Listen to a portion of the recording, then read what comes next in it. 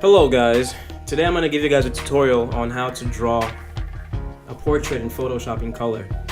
And I actually begin with black and white. I start with a basic value study.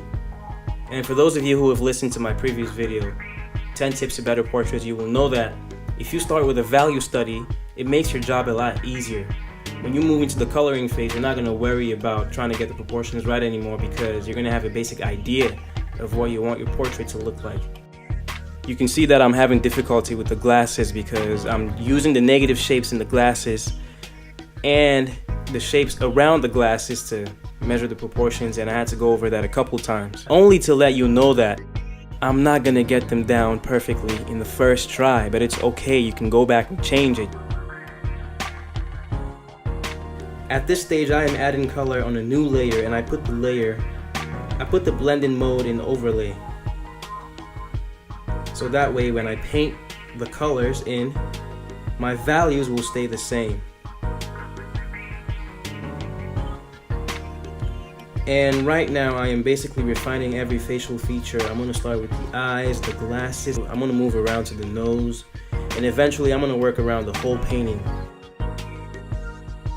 I want to tie in the values and the colors together because the values and the colors were initially on two different layers. Now I'm going to work on a new layer and tie everything together, make it look cohesive.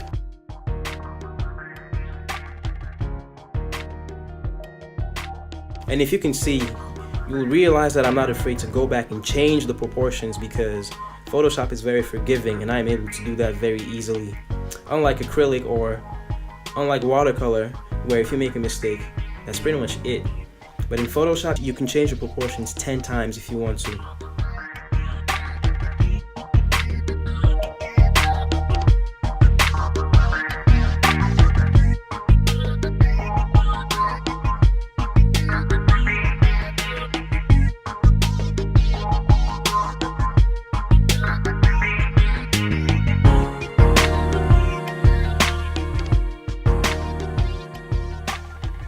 And when you are drawing the hair, you don't want to draw every single hair strand. You want to draw the basic shape first, and then maybe the lights and darks second. And then when you're done with that, you can move in and draw just a few hair strands here and there to give it an indication of hair.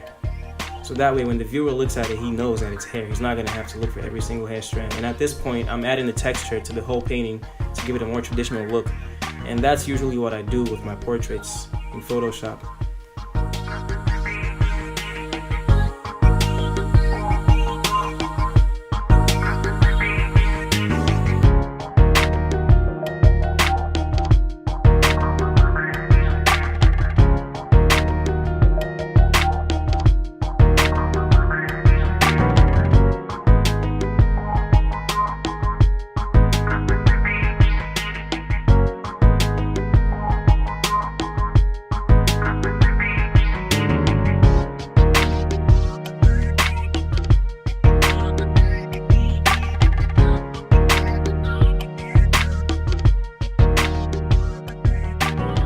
And I want to let you guys know that if you have any questions, don't hesitate to ask, and I will reply.